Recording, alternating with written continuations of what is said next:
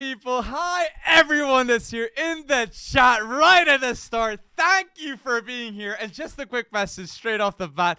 Like this live or video, go bold because it's a Champions League predictions video and me and Breton are about to go bold. But how are you doing, Breton? Oh man, almost couldn't wait. That draw yesterday, actually, it almost put me to sleep. But there What? are some mouth. There are some mouth. I mean, the actual. Come on, like the actual draw kind of puts me to sleep. But I'm not gonna lie big about up that. to But Pedro Pinto, man. Portuguese man. He was the one presenting the draw. I just want to give him a shout out. Pedro Pinto, man, representing Portugal the best way, man. But I feel you, though. There's a couple of awards that you almost say, why didn't you do it a day earlier? And that's it. But I yeah, feel well, you. listen, they could make it worse by doing the Europa League and the Europa Conference League at the exact same time, and it could Fuck be you. just a marathon session of draws. But no, there are some mouth-watering matchups here. Obviously, there are some returns to home. There's just so much that we could talk about. But I definitely have got reactions, Group A to Group H. Yes. And one of the biggest things you got to remember about this particular Champions League is that right smack dab in the middle of group stage to knockout round is something called the World Cup, which means Huge.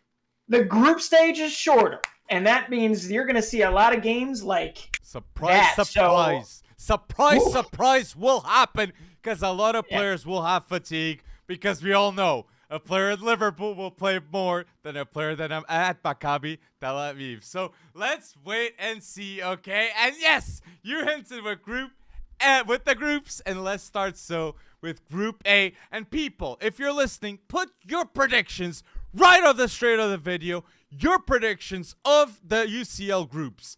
A to H. I want to see who do you think will go through first, second. We want to know all the juice on your thoughts, okay? So yeah, Group A has Ajax, Liverpool, Mm-hmm. Napoli, and Rangers, okay? What are your thoughts on this one, Breton? This is a sleep, and it's a terrifying group, man, in my opinion. It is. And if you take it from the perspective of, say, a football fan, there is just so much history across the board here. You're going to have Napoli. games. You're going to have games at the Diego Armando Maradona. You're going to have games at the Johan Cruyff. You're going to have games at Anfield, at Ibrox. Fuck. It is a fun group to begin with, but I also think it's a dangerous group True. because when it comes down to it, I don't think Ajax is the Ajax that people remember. This is Ooh, not the De Jong, De Ligt, it's true. Van der Beek Ajax. Okay, this is also not the Sebastian Haller Ajax. No, So and I think they're a little Martinez? more susceptible. And Mart- yeah, Martinez is gone. and But like, come on, Ma- Liverpool, Napoli. True. Like, I'm gonna say it right off the bat. Mm. Okay, I think it's Liverpool. I think it's Napoli going through. Ooh, All no right. what? I believe in Ajax a bit though. I do agree. Kvisha Okay. is going bold, and Osime has a lot to prove as a striker too. But Ajax, I have to believe in this core and Ziyech. If Ziyech goes to Ajax to replace Anthony, that is a Yeah. bold expectation. But I feel you, Calvin Bassey. You still have a lot of doubts with Ajax, but I'm gonna say Liverpool, even without Thiago Alcantara. I do think that's the biggest reason why Liverpool is having a tough time in the Premier League right now at the start. It's because of no Thiago Alcantara. So let's hope that Liverpool can control things once they I'm get gonna to the one up you Champions there, League. though. I'm gonna one up you there. I don't think it's just Thiago's absence that's hurting Liverpool right now. I think Uh, it's also Joel Matip. Joel Matip in the back. Absolutely, his absence is he definitely has to start definitely been Fabio. hurting them. He has to start Yeah. Fabio Carvalho. And, Like every time Fabio Carvalho comes off the bench, he yeah. impresses. He has to get to a stage that he starts. And let's be Yeah. honest, the midfield is still the biggest problem of Liverpool right now. I don't understand how Wolves got Matheus Nunes and Milner and Harvey Elliott are starting for Liverpool right now. I respect the potential of Harvey Elliott, but he's not better Sure. than Matheus Nunes right now, in my But opinion. So, But this is where an already thin club, right? I mm, mean, you're talking about quite a bit of the roster that's down with injury at Liverpool, and when you pack these games, right? When you pack 6 group games into, what is it, 8 weeks, Yeah. right? 8, 9 weeks, maybe. Yeah. It becomes incredibly crowded. So you are in this group stage going to see a lot of Harvey Elliott, and you likely are going to see a lot of Fabio Carvalho, which excites me, but also worries me for Liverpool because Ajax isn't a dust over. True. Napoli is definitely not a dust over. And anyone that is coming into this and underestimating a Rangers team Should've. that has not been in the group stage since I think it's like 2012, 2010, right? Since 2010 was the last time they were in the group stage. I don't think they've been to Ibrox. I don't think they've seen the atmosphere there. And they've got a couple players that, come on, I mean, they've already beaten PSV Eindhoven to get here. That was a tough game. Like, that's a tough game, people. Like, that playoff PSV against Rangers, if you can check out the highlights, it's worth the watch because a lot of future talents are right now at PSV, including Sangaré, Javi Simmons, a lot, Cody Gakpo.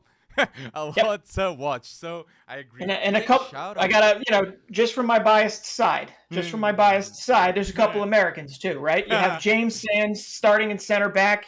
He just moved over from NYCFC. NYCFC won MLS, and then he came over. He jumped over on loan. He's on about an 18 months, 24 months loan there, but he's been starting at center back from then. And then Malik Tillman, Bayern loanee, essentially.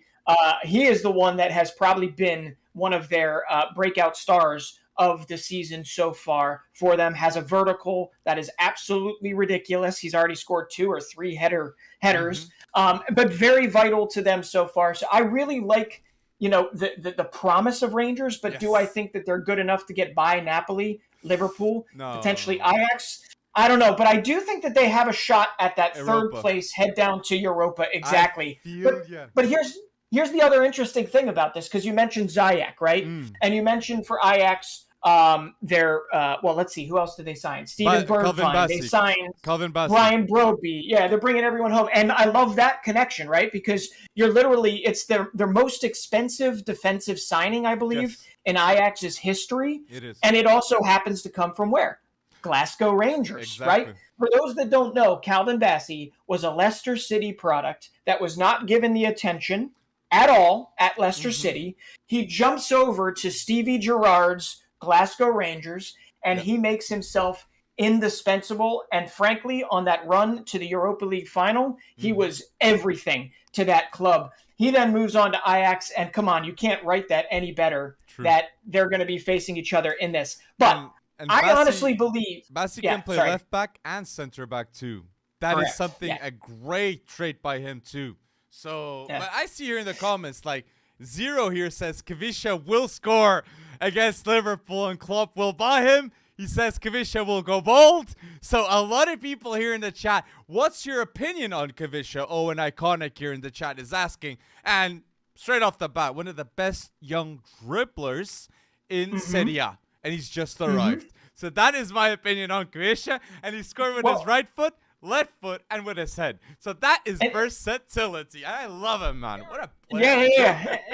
And here's the funny thing. Okay, he is almost the complete opposite of what Lorenzo Insigne was. Right?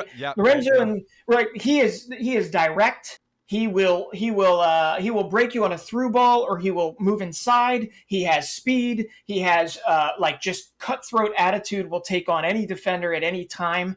But there's a reason why they've already given him the nickname Caveradana, right? Because they believe, and I have to continue to say his name because you're going to hear it a lot this year. Kuicha Kvaratskhelia. Tell me how I did, comment section. He is phenomenal to watch, and it's not just him. It's not just him. Like, Napoli did not go out and sign a direct replacement for Koulibaly. They went and they signed. They signed Min Jae Kim, right? So they're going, Spalletti and the Napoli bosses, they're going in a very different direction, and it's kind of refreshing, and it's working. But their first 2 games in the Serie A, they've scored 9 goals, and they've been just cutthroat. But I really do. I think Napoli is a lot more dangerous than people are giving them credit for. I agree. That's one of my mistakes for this season predictions of Serie A. I should have rated more Napoli, and I did disrespect the fact that, Koulibaly left, and I thought they would be in a much worse state. And I see here a comment of Lobotka, the midfielder in Napoli. is underrated. Tony, you are speaking facts right here, okay, here in the chat. And yes, I agree with a lot that's been said here with Kvisha. And yes, with your predictions, so with Group A, so we get this Liverpool, and I'm going to say I'm going to lean on Ajax, but I wouldn't be surprised if Napoli just pull it through and went through in this group. But I am leaning on Ajax. I'm gonna go back into my history here of my brain of terrible knowledge, but I believe Stanislav Lobotka was also at Ajax at one point. Okay, but here's what I'm going to say. I am going to say Liverpool and Napoli, and I'm going to say it in a very kind of not sure way. But I do think that Napoli could win this group, and that Liverpool could sneak through on second, because I have a feeling that Liverpool is going to be dealing with a lot of squad depth issues, at least early in the season. Liverpool will prioritize the Champions League because City are just going to go bold in the Prem. We can all see it. And I don't know, but I disagree with that one. But let's wait and see, community. Everything can happen. Then with a World Cup, I completely agree. So people, you tell us your thoughts about Group A. And do not forget to like this live and video. Go bold. Thank you for going bold and liking the video. I just bought 3 seconds, community. So, but yes, Group A predictions down below in the comment section. But now, Group B.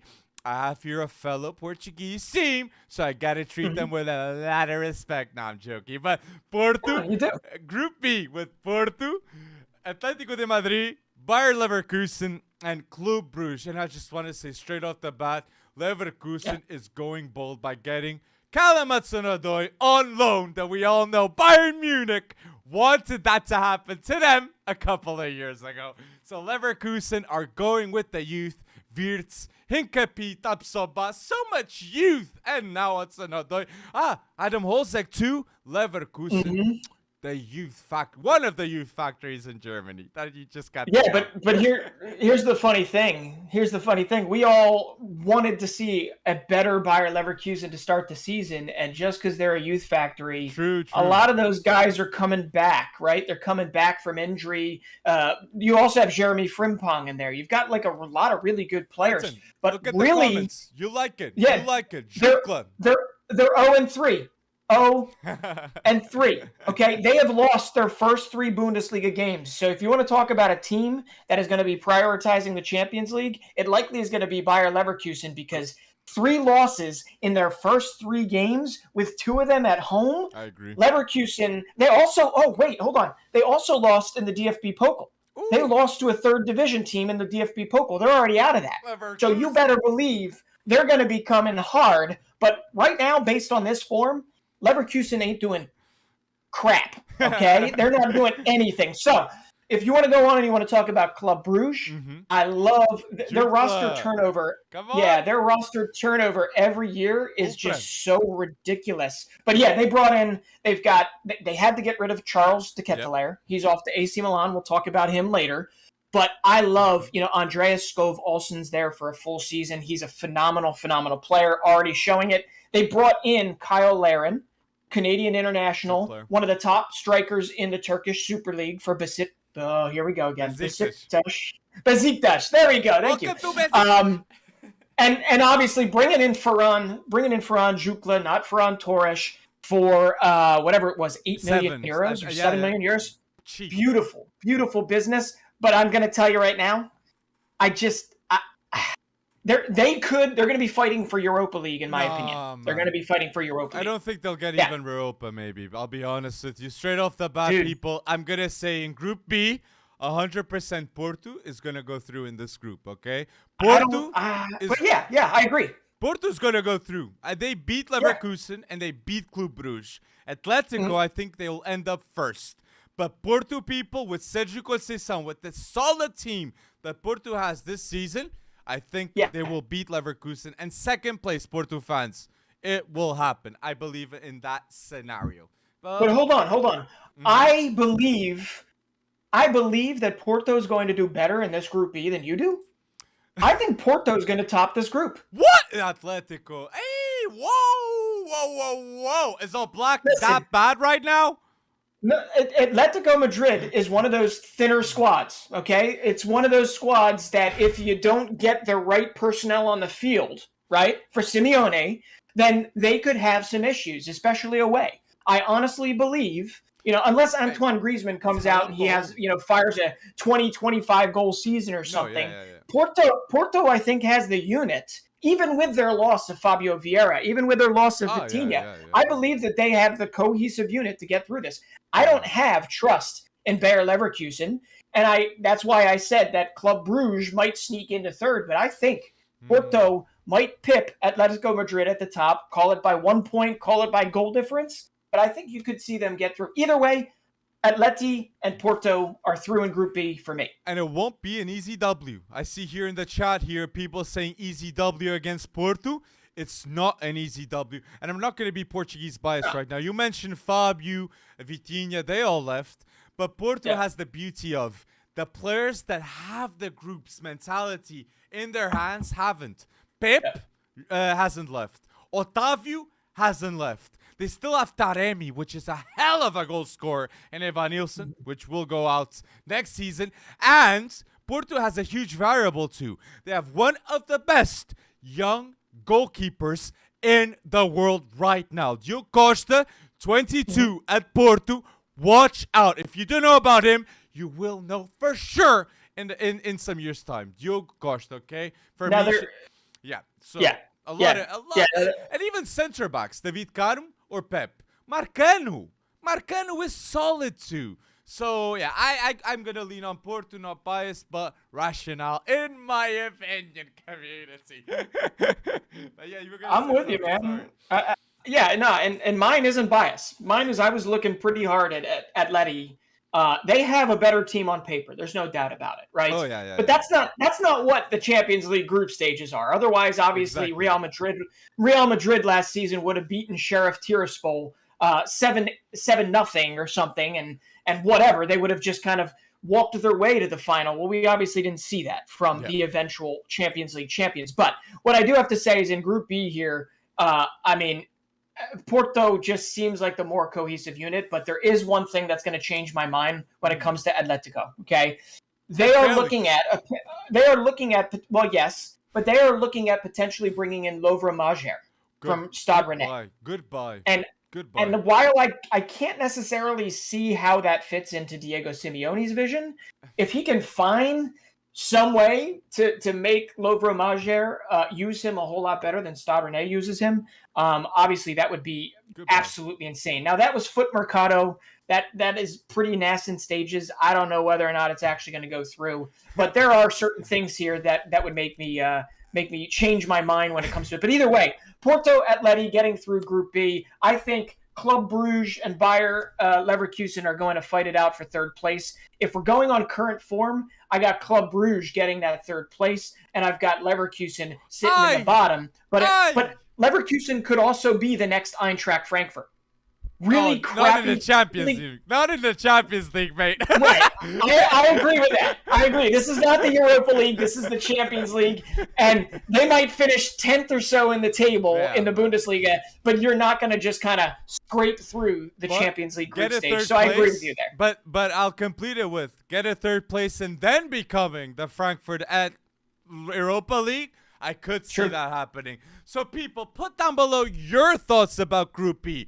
Who's going to go through in first, second, and third too? We want to know because they get Europa League. Tell us your thoughts down below in the YouTube comment section. Yes. Just to answer here fast here, there's a comment here saying Felix scores normally against Porto. That is true. João Felix does have a thing with Porto, true. And now Group C, we got death icons already. So I think Ultra is telling us to go for Group C. And so we are going to go bold with it. And yeah, death though, I don't know if it's a death group, but Group C has AC Milan, Chelsea, Red Bull Salzburg, and Dinamo Zagreb. So what are your thoughts on this one, Fredson? Nope, you missed one. It's not Dinamo Zagreb. They're later on. It's Victoria Pilsen from the beautiful Czech Republic in this one. Oh, what? Yep. Is it? Okay. Inter, Barca, Bayern, and I Victoria. said Group E. I'm sorry, Pilsen. people. I said Group E. I'm sorry, because it was lined up. Group C: Bayern Munich, Barca, Inter, and Vitoria Split. You are completely right. I said Group E. All right. I said Group E, community. Thank you. Come on, you know my OCD, man. I gotta go in alphabetical order, or you're gonna throw me off here. All good. No, but this one, I've wrestled with this. Obviously, 3 of the 4. This is a group of death in that sense, but for me, a group of death has to have that 4th. And this is not disrespect to Victoria Pilsen, because they could be the unknown quantity. No.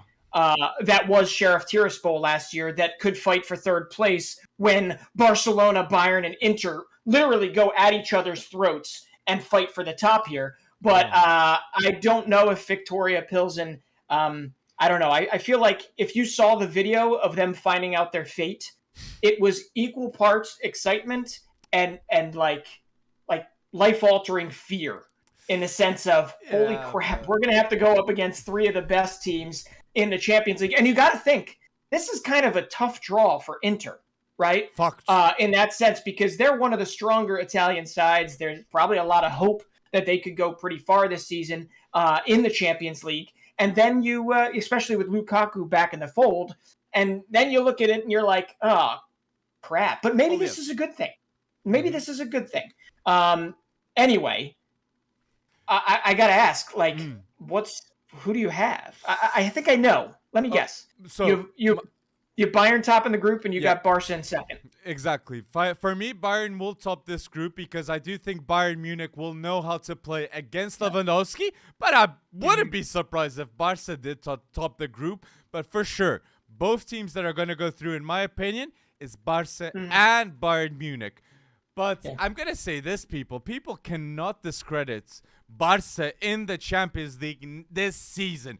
Because if La Liga is with Real Madrid, that I think they're going to be fighting for La Liga, Barca will for sure focus their strengths in the Champions League.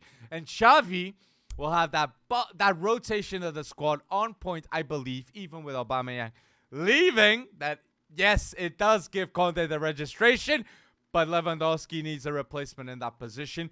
But I'm going to say Barca is going to go through in the Champions League. And Barca, any team that goes in first place, that is the worst second place they can get if Barca ends second place. So, yes, that is my thoughts, man. I really think that's going to be the case.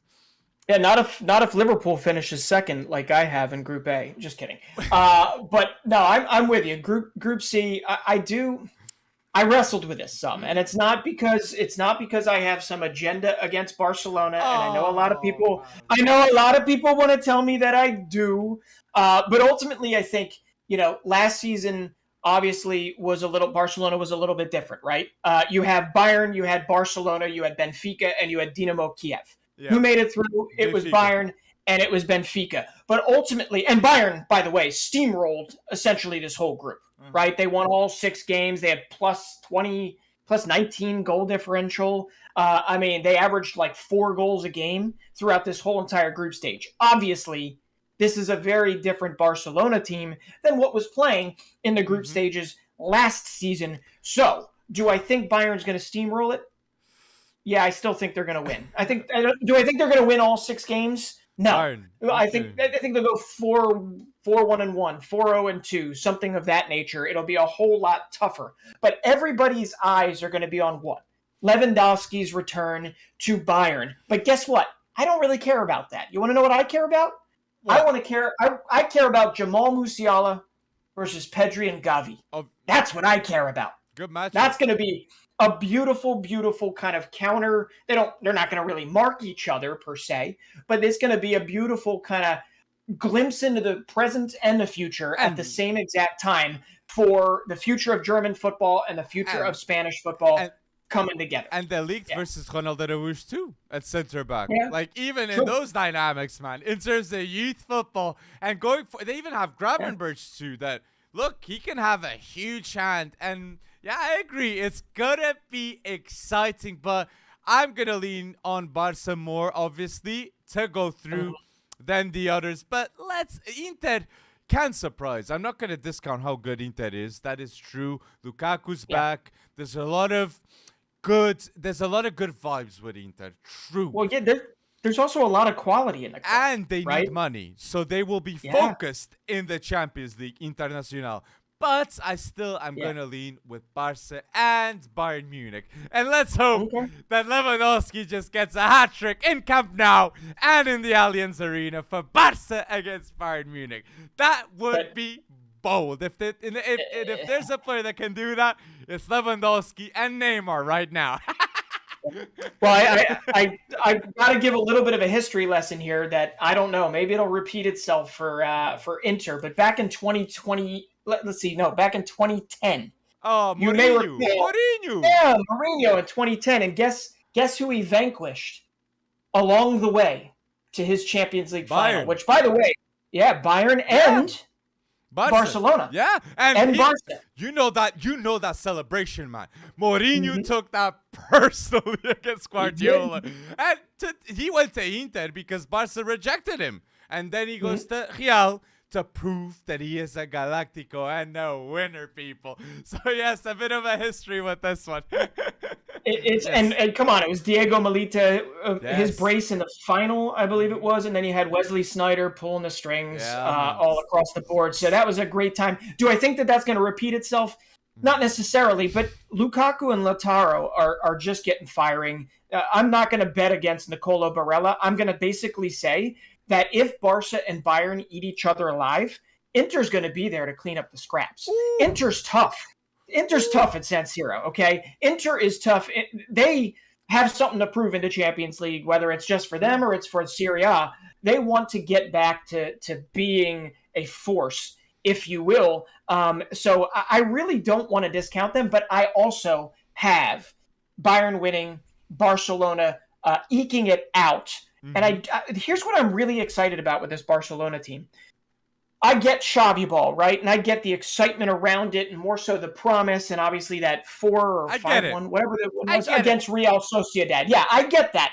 But what I want to see is you can't play Xavi ball the whole way through this Champions League without also throwing some punches, right? Without also doling out some hard tackles. So this is actually a positive sentiment. I want to see how they step up when their backs are against the wall. Right? Because ultimately, this is a godsend that they were put in a group like this, in my opinion, because they are going, if they haven't grown up already, because Pedri and Gavi are essentially running the Spanish, running the Spanish national team, but ultimately in the Champions League, it's very different. It's going to be quick fire with a World Cup that they're a big part of in between, and then it's going to be right into the knockout stages. I don't think Barca wants it's going to be group, huge. Bretson. I don't think I think they hate this group, man, I'll be honest with you, because Inter is really pushing the bits here. I really don't think this is a team that will enjoy playing. We're going to find out whether or not Xavi Ball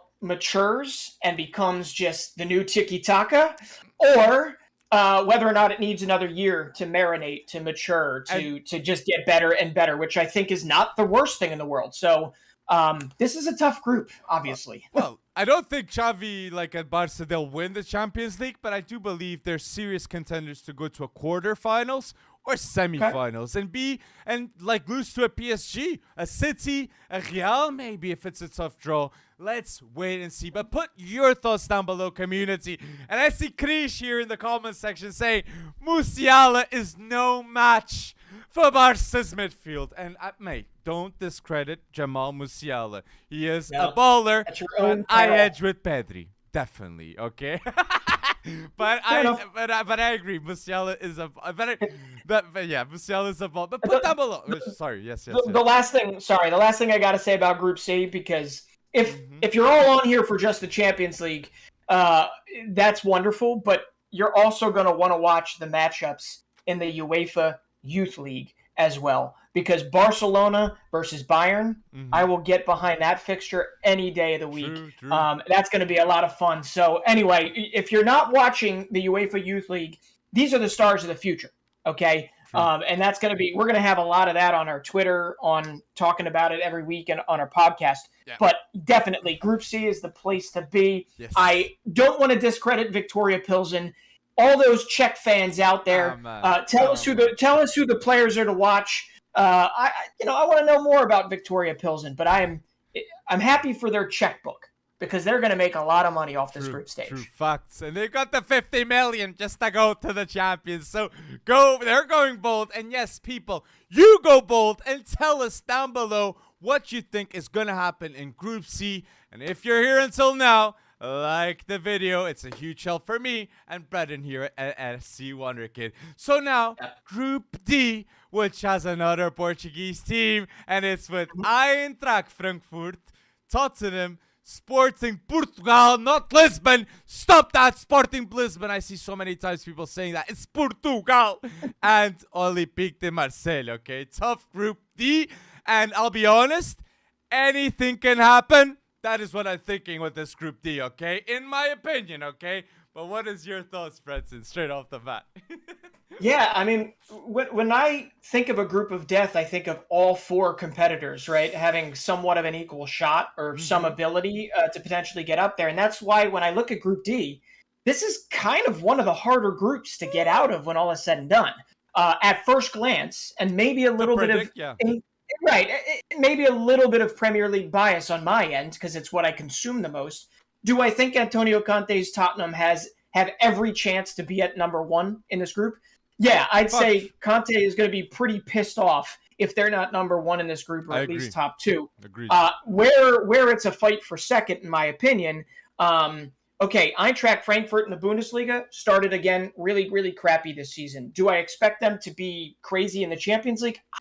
Who the heck knows what you're going to get, okay? But they don't have Kostic anymore, okay? They don't have Kostic. They got rid of Helga. He didn't fit at all. He went on loan to Ghent, or Genk, one of the two. But in the end, I just don't think Frankfurt has what it takes to really mount a top two challenge here. So it comes down for me at number two between Marseille and Sporting. And here's where I have a little bit of recency bias because I'm looking at Sporting, and this ain't the same Sporting team I've seen in the past. Okay, arguably, Put should have moved on at some point, and he has not moved on. No. I'm just gonna say, shouldn't. I'm just gonna say, but they had 110 million euros. 110 million euros come in the door. Amorim has barely spent a dime. Exactly. Okay, barely spent a dime. So we might see in the next week or so, we might see a much different Sporting team. But as of right now, based on Marseille. And looking at what they've brought in and how they've started this season, I think they could once again punch above their weight here. And how poetic would it be? How poetic would it be for a Nuno Tavares assist to Alexis Sanchez in the final minutes of a shock win over Tottenham? Right, that's the North London derby being waged on different shores. Yeah, like poof, Arsenal fans. Press stream in this group. Amazing. North London derby, man. Brought to you in Group D. But yeah, I honestly, I'm looking at Marseille and Guendouzi. They brought in Eric Bailly from Manchester United. If they can keep him healthy, great. I honestly believe Marseille is going to be second here. I don't see Sporting. If you're going to take... I just don't see it. I see where you're coming from, and with Pot, what did I say? I completely disagree. Is because Pot had a bad last season, okay? He had no numbers, and that's the reason why I think he's going to drop to the 8th position. There's a real possibility that the replacement of Mateusz Nunes will be in the club, and they will change Pot's position to be deeper because he just drops back a ton. And let's wait and see who does Sporting get in the market. They need another striker because they only have one striker with Paulinho, and they definitely need another midfielder to replace Mateusz Nunes. Get Fran Navarro from Gil Vicente. That's my opinion. But sticking with what we know here, I'm going to say now, Sporting, if they don't sign anyone, I completely agree where you're coming from, and I go Marseille 2 and Tottenham. But I want to say too something about Marseille. Igor Tudor is on the ropes, man. It's not an easy job for Tudor at Marseille. And in terms of manager safety, Amorim will for sure not get sacked by Sporting, okay? And there's a structure there. And I could see Tudor in November, if things are going south, out the window, okay? So if Marseille are in good form, I completely agree with you. Second place and first Tottenham. But Yeah. if Sporting does do good signings, there's a punching chance that they can get the second. So yeah, Fair enough. let's wait and see. But Tottenham, we both agree, first place. Conte has to demand that for his players. And if Tottenham wants to be considered a top team in England, they definitely Yeah. need to be doing bits in the Champions League. So And here's where that gets interesting, because there's an old kind of adage that follows Antonio Conte wherever he goes, right? That he's not very good in the Champions League, right? He has not won the Champions true. League. Okay, he's won a lot. He has not won the Champions League. but And this time he's got Harry Kane, he's got Son, he's got Richarlison. There's depth. There's Cuti Romero at the back. Like, we can name him all day long, but ultimately, he's gotten adherence to a certain style of play, right? Mhm. And I guess you could say that style of play hasn't necessarily yielded him great results in the Champions League. And if you continue to bang your head against the wall and expect a different response than, say, a headache, then ultimately, that's called insanity, right?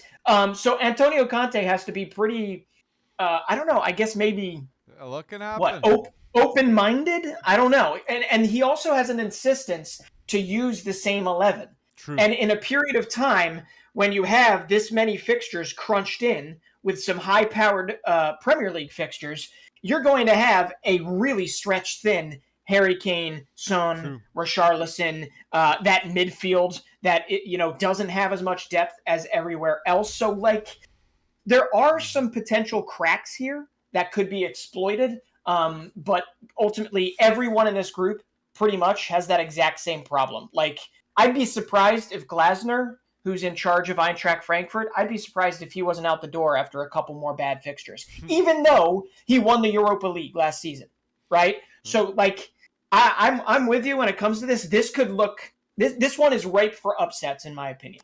This one is absolutely ripe. But right now, Tottenham, Marseille for me. Tottenham Sporting for you. Like, so tell us that what? No, I said Tottenham Sporting if they get signings. They didn't sign anyone still. So let's wait and see if Matheus Nunes' replacement will happen, man. Come on. So put down below your thoughts in Group D community. What's gonna happen? And is Ronaldo coming to Sporting? Comments down below in the YouTube comment section. Gosh. I want to see those comments. I will answer them, and we will have a chat in the comment section with the Ronaldo Sporting possibility.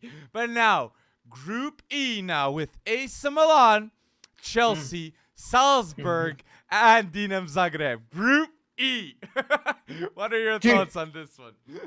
You can't write the narrative any better. I mean, if Fikayo Tomori wants to stick it to his old club, he has every chance to do it in the coming days. And frankly, you shouldn't keep Olivier Giroud out of that conversation too, because I feel like one of these fixtures, say at Stamford Bridge, has an Olivier Giroud scorpion kick written all over it, and I'm here for that.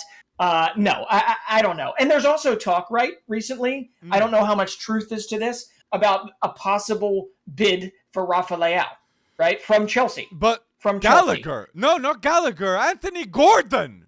That is true, man. Like, what the I know hell? that is true. I've been avoiding that.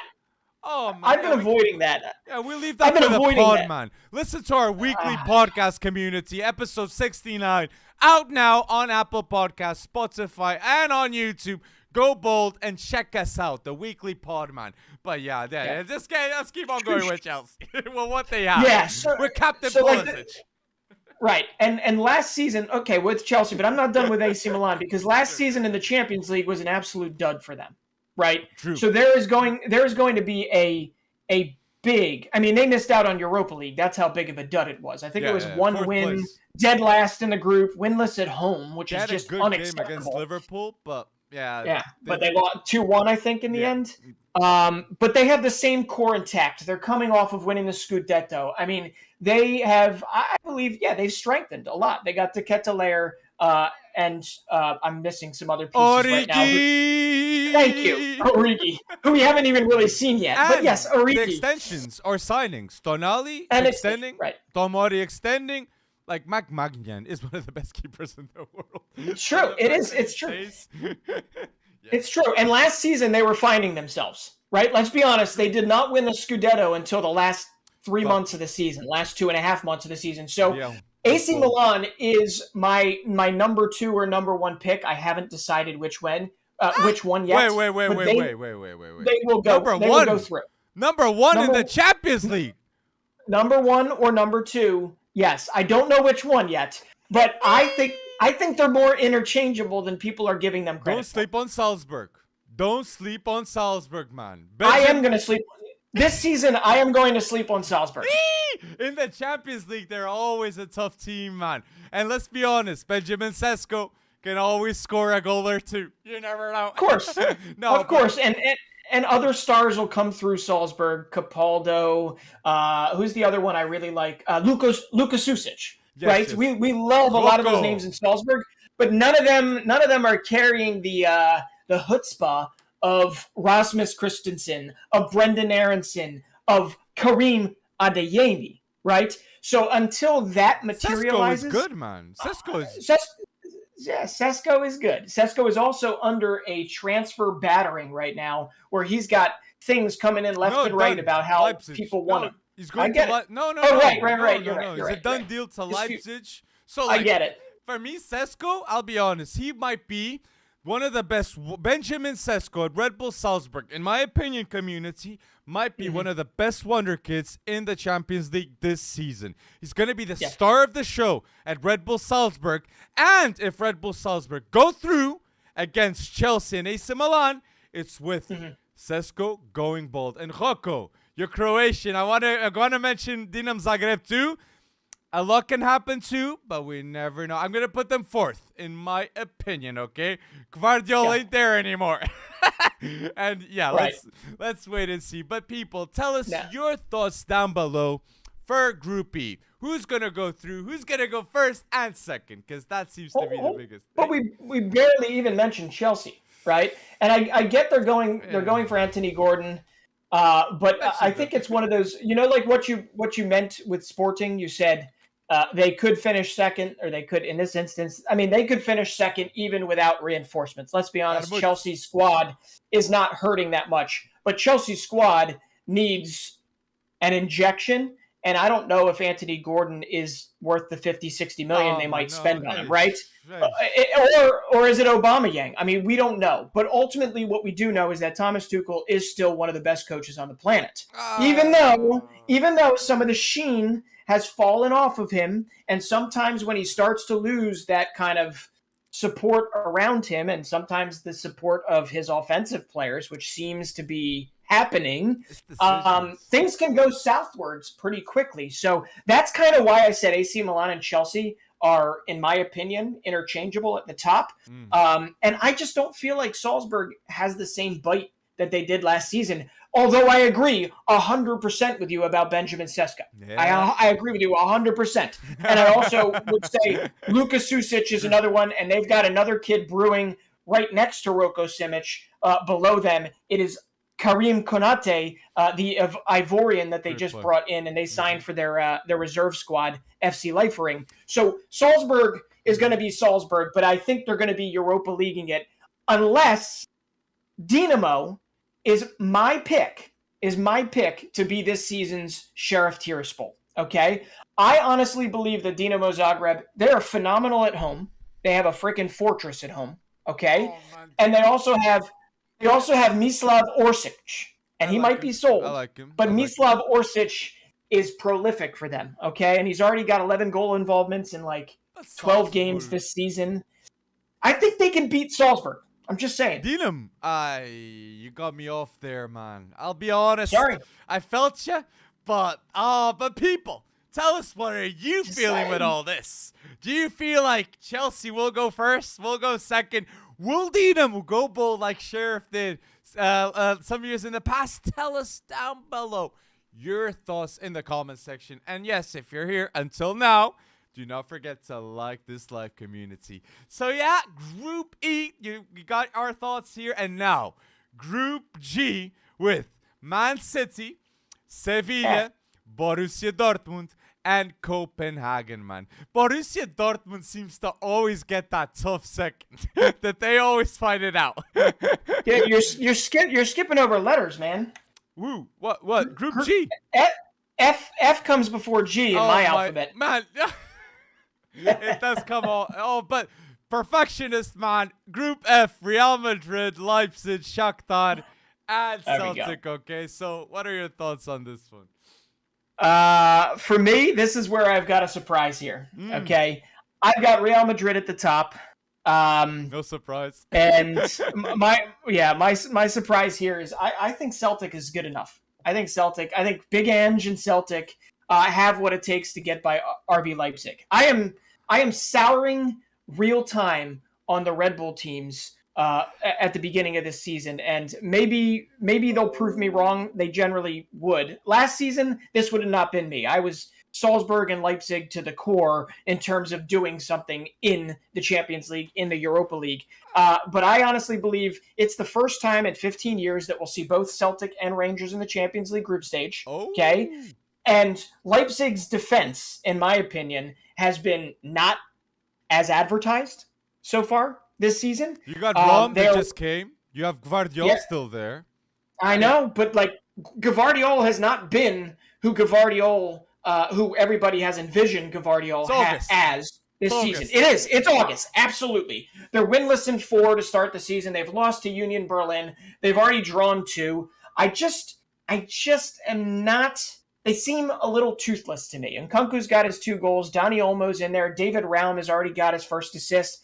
They could grow into something, but right now, I like Celtic's cohesion. I love that front 3, man. I love Jota. I love Furuhashi. I love Daizen Maeda. And Abada. I mean, they have a little depth too. You know, could they be picked apart in the back? I'd like to think Cameron Carter-Vickers is going to say no to that, but ultimately, come on. Like I do believe that there is a fight between Leipzig and Celtic for second here. Obviously, Leipzig is the stronger team on paper. Not denying that, but I do feel like Celtic and Celtic Park might give them a little bit of an edge into this because I don't think they're going to lose at home. I don't even think they're going to lose at home to Real Madrid. Celtic! Yeah, I'm saying it. They're going to get a nice big 0. They do have history in their home ground, and that's why I don't think it's bold to say that, mate. Sorry, because Leipzig is a club with no history still, and Celtic has a ton. So I'm partially going to say, I'm going to say Celtic third, but I'll go Leipzig second, okay? But I do think the Celtic-Leipzig fight is going to be very, very close. But Copenhagen can be the difference in all this. Whoever loses to Copenhagen is in a bad shape for this group. And I do think one of them might lose to not to Copenhagen. Got it wrong. Shakhtar. I don't think Shakhtar. No, I don't think Shakhtar is gonna do threats. I do think Celtic and Leipzig are gonna go. Sorry, people. They're gonna go fighting for the second, and Real Madrid are the luckiest team in the Champions League, in my opinion. Getting Leipzig, Shakhtar, and Celtic. What? Like, they are going to save themselves in La Liga in these matchups, and they are going to go bold in the Champions League once again this season. Once again. The funny thing is do you remember the alarm bells that were somewhat sounding after they lost to Sheriff? Right? Do you remember them, like, everyone saying the same thing about Real Madrid last season, and obviously early days in the group stage, we were all like, oh my God, how could they lose? How could they this? How could they that? And then, of course, we look back on it with this 2020 vision. Luka Modric is ageless. He just never, he ages like fine wine, whatever cliche phrase you want to use to detail him. Vinicius Jr. was at the beginning stages of having literally the season of his entire life, right? So, yes, Real Madrid, they do, looking at this on paper, this is an easy group for them. But Shakhtar, think about all the players that because of this invasion, and I don't want to go any further than that, but think about all the players that we will not be watching. They're all with different teams now. David Neres is luckily, he has found his feet at Benfica. Dodo is one of my favorite players that was on this team. Right back, right winger, I believe. Phenomenal to watch. Yep. Tete. Yep. Marcus Antonio gone to, I believe, Lazio. Phenomenal signing for them. Fernando will be playing for RB Salzburg. He's another great player. Manor Solomon on loan to Fulham. Marlon. Pedrinho gone. And that's just this season.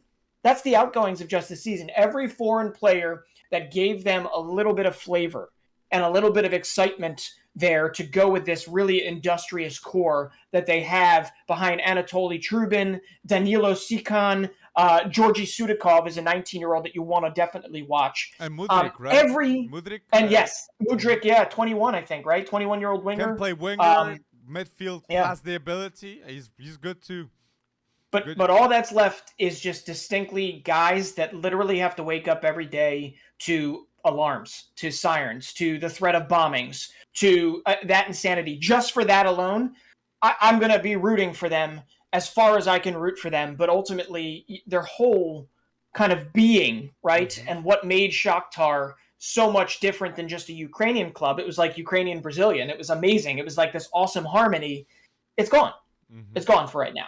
So I don't know how they're supposed to necessarily operate, but my guess is that they're going to play their butts off against every one of these teams. And if they get third, good on them. And this group is so wide open that you never know. You never know what could happen with it. That is a bold one. And yes, hi old gaming. And yes, put your predictions down below for Group F, okay, with Real Madrid, Leipzig, Shakhtar, and Celtic. A lot can happen, and you gotta go bold in the YouTube comment section community. And now, Group G, with Man City, Sevilla, Dortmund, and Copenhagen, okay? What are your thoughts on this one, Brunson? Haaland's return, man. Haaland's return. True. Yeah, come on. I've got Manchester United topping this group, but I do have real worries. United. I don't think Pep. Not United. I don't think Pep has any care in the world about what I think, but ultimately, this is what it comes down to. Like, if you think about the fixture congestion from now until the beginning of the World Cup, November 20th, okay, Erling Haaland is likely going to have to play a meaningful game every 4 days, 4.5 days, maybe a little bit less than that, right? World Cup. But he has no World Cup. That is a great point. But still, if you put those fixtures together based on his injury history, unless the physios at Manchester City are that much better, I don't see him being able to partake in absolutely everything. Or himself. So depth. This is where my thesis about Manchester City's squad depth being still a little bit thin. This is where it might come into play. They still will make it through the group stage. They still likely will top the group. Okay. And you can't write a better narrative than him returning to Dortmund. But I'm going to tell you, there's going to be one player that Pep is going to be watching hardcore in Group G this year. Who do you think that is? Jude Bellingham. Hardcore. Damn right. Damn right. Definitely. I feel you with that one. And yeah, even at Copenhagen, maybe he'll fancy Skov Olsen. Maybe. He got Sergio Gomez from Anderlecht, which for many people, they wouldn't expect City to get such a quality scouting type player, in my opinion. But I'm going to say this. City are definitely, in my opinion, going to top the group. I am expecting Haaland to get a hat-trick in this group stage. One hat-trick, Haaland. Go bold, please. And I do expect Sevilla to go through in second place, in my opinion, ahead of Borussia Dortmund. I expect that. In my opinion, this is going to be City, Sevilla, and Dortmund. You think Sevilla will finally graduate from Europa League contender every year to Champions League? Yes. I think they're going to go through. I think they're going to go through. I think Sevilla is, with Monchi at the back, making those business decisions. I absolutely love what they do. I really like how they do business. And Isco, I just would love to see. He's 30.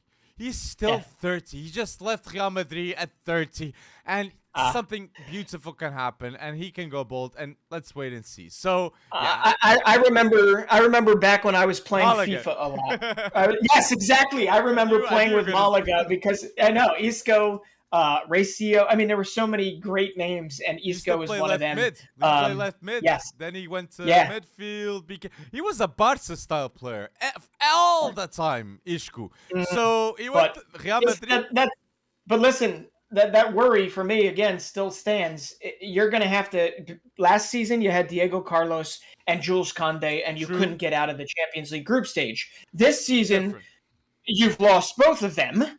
And you brought in Markout, right? Yes, Markout, and you've Marco. brought in Tanguy Nyanzu from Alex Bayern, Telles. right? Alex Telles. And Alex Telch. So you Al- have a essentially completely rebuilt yes. Sevilla defense that has to meld really early in the season and get moving, and they've already shown And signs of that. Rakitic. Whole So gaming let's here in see. the comment section saying That's Rakitic true. underrated. And I have to agree Yeah, with that. Ever I since agree he with left Barca, I have no complaints on Rakitic at Sevilla. He's being a core player. And yeah, if I put them second, I'm believing in them. I'm believing in them. So Okay. people, put your thoughts about Group G down below. Who do you think is going to go first, second, and third? Do you think Copenhagen are going to surprise the world with this one? It can happen because Danish talent, we all know Breton loves it. I'll walk you through it, man. They got Rooney Bargy, they've got Victor Christensen, they've got William Boving, they've got Håkan Haraldsson, and my favorite is Isaac Bergman Johansson. Another one. So, another one. FC Copenhagen. They also brought back Mo Deremy on loan. So Yes. Copenhagen has a fun little crew. It's just, do I think that they can shock? I think they did, like back in 2010 or 2012. I think they did go to the round of 16. So they could shock some people, but they have some youth there. If you're not looking at FC Copenhagen for youth, start like right now. Go look at them because they've got some really good players, and they've added some vets this season. Victor Claesson, who I think they brought in from Krasnodar in Russia. He's really good and has been already really good for them. And I love Copenhagen. That's why I'm glad you threw that in there, because I really did want to say just one thing about them, and that's that young Icelandic midfield, man, is a lot of fun to watch. So I'm rooting for them, even if I don't think they're going to finish second or third. So let's wait and see, people. And if you're listening until now to the final group, please, community, do not forget to like this video. It's a huge help. And if you're here until Group H, we're talking a bit of sense. So go bold in that like button, please. And yes, let's go to Group H now. That is personally my favorite group to watch.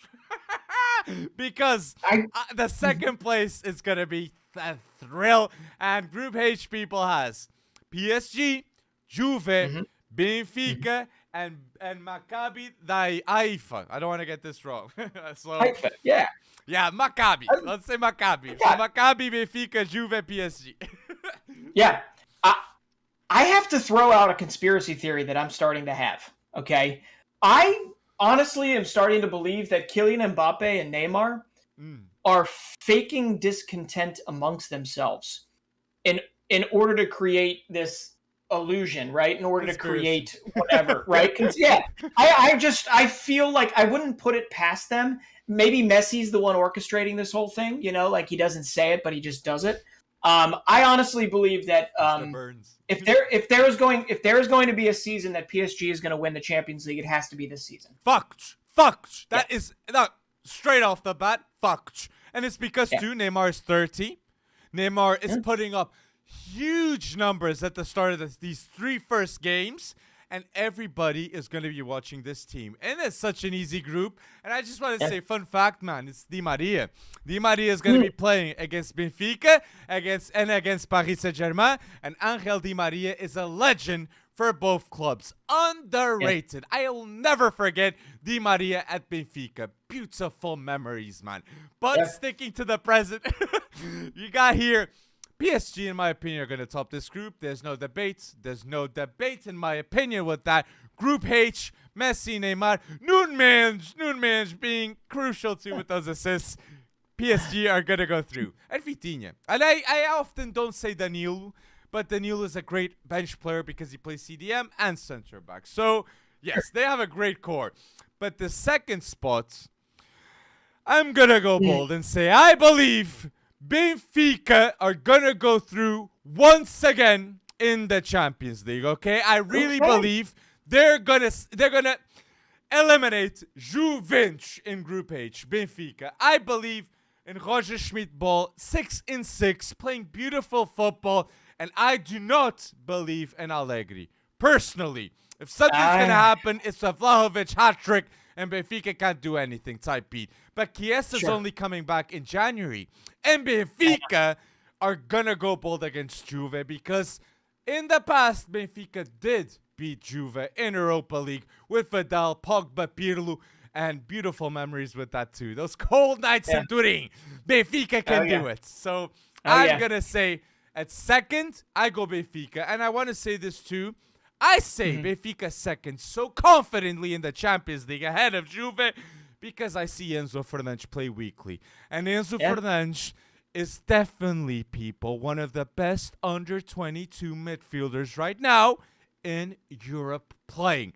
Definitely. In the world. So go check. No, when I say Europe, it's world. But oh, come on. No, I listen. So what league is better than in Europe?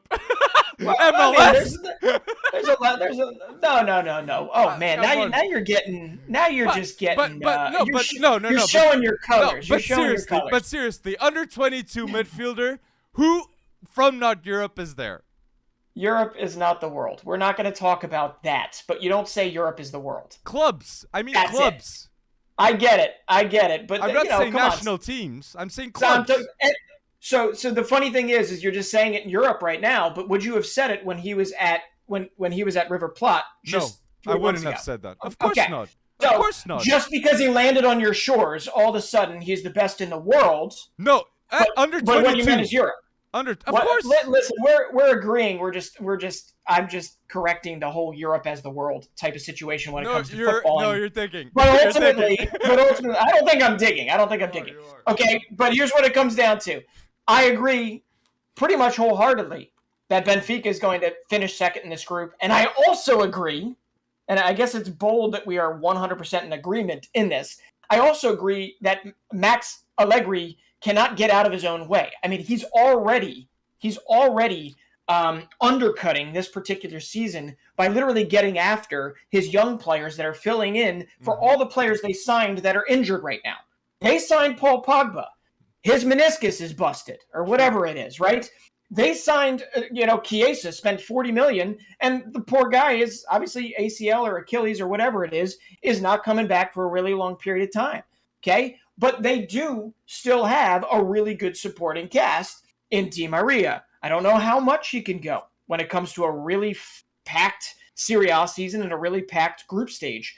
You got Locatelli, you got Vlahovic, you got McKennie. You've got some really good pieces. But really, I think the way Allegri plays, and it's won him a lot of Scudettos, but the way Allegri plays, I just don't see it doing well. And Juventus, here's the crazy thing. Juventus is starving for success in the Champions League. True. I don't think they've won it in how many years? A really, really, really long time. Right? They got Ronaldo because of it. Right. True. So I think it's 26 years or so that, since they won a Champions League. But I just don't think he doesn't believe. I don't think Allegri believes that he can't do it unless he's got every one of those names available to him. And he's not going to have every one of those names available to him for some time. So that's why I'm going to pick Juventus as my Europa League winner, 1. And 2, I'm going to put Benfica in second there. Much like they were able to fight their way through their group last season, I think they're going to do it again. And I do agree. I think it starts with that midfield. And that midfield, Enzo, I've loved Enzo for several years now. When everyone was talking about Julian Alvarez, I wanted to talk about Enzo a whole lot more. But Enzo and Florentino and some of those, I think they're just getting started, Benfica. So I'm going to pick PSG at the top. I'm going to pick Benfica at second. And a lot of people forget that I believe it was Benfica that knocked out Ajax in the round of 16 last season. Am I right there? And yes, Darwin. Darwin did go. But that last header, and Barca ended up third because Xavi only arrived late stages and it couldn't happen as fast as possible. So yeah, Coleman, thank you. And Benfica ended up second because of Coleman's bad doing at Barca, thank God. So let's wait and see if they can get something with the bad doing of Allegri at Juve. Yeah, but let's since both you and I don't think we've ever established this. Both you and I agree Allegri is not going to be the guy long term for Juve. Agreed. Maybe in the next pod on Sunday, we need to start talking about who his replacement's going to be in the future when he's sacked. But I want to make sure before, Chelsea. yeah, who knows? I'm There joking, you go. I'm joking. But before we wrap everything up, or before we talk about winners or whatever else we want to talk about, Hey. we gotta give some love to Maccabi Haifa. Okay, and more importantly, there are two Americans on this Maccabi Haifa team.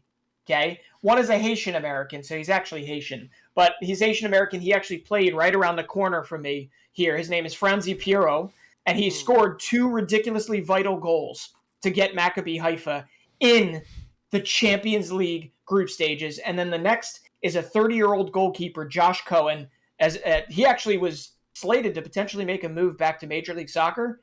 And I bet you he's damn glad he did not make that move back to Major League Soccer, because he's going to be playing in the Champions League group stage with Maccabi Haifa. So they next to Dinamo for me, they're an unknown quantity to literally every team in this tournament, especially every team in this Group H.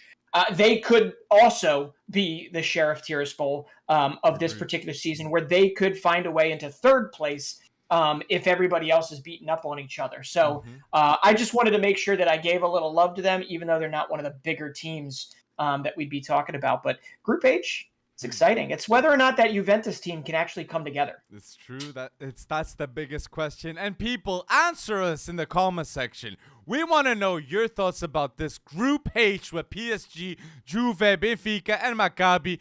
Who's going to go in second? Who's the top goal scorer? Give me a top goal scorer. And do you agree with the Enzo comments? Both our comments, man. Is he one of the best under 22? Tell us down below your choice. And you said winners of the champs. You already want to say winners? I don't know. Doesn't everyone pick Manchester City at this point, and then they're disappointed when they wind up losing? So Guardiola, make something happen this year. You're going to win a treble of Premier League. Well, that would be beautiful if they got the Champions League too. Like, Guardiola would drop the mic at City if they won the treble Premier League and the Champions League. Yes, he would. He would have every right to do it too. But I want to say this prediction. So at the end, I believe Neymar. If PSG win the Champions League, I wouldn't be surprised if Neymar wins the World Cup too with Brazil and he wins the Ballon d'Or. That's another drop the mic that could happen, and Neymar has to believe it could happen with those bold stats in his first 3 games. Go bold, Neymar. But yes. And then he would retire. He totally would retire after or that. go to Miami. There you go. That's the best thing for the MLS, man. Miami. I definitely expect or Pogba or Neymar to go to Miami one day. I don't know which one of the two. Maybe both. I'm sure they've got Beckham on speed dial. I think they know his number. They'll be giving him a call. I'd say that's 2 facts. So people, Could put be. your bold predictions in the Champions League down below. We'd fancy to see a top goal scorer, a bold top goal scorer prediction, a bold top assister, and maybe a Wonderkid to watch in the Champions League. I personally, here at FC Wonderkid, would love to see your choices of the youth. Who should we watch in the Champions League? My pick is Sesko, but tell me yours in the YouTube comment section. So people, thank you for watching until now. The Champions League, not predictions, review, and thank you for going bold here at FC1.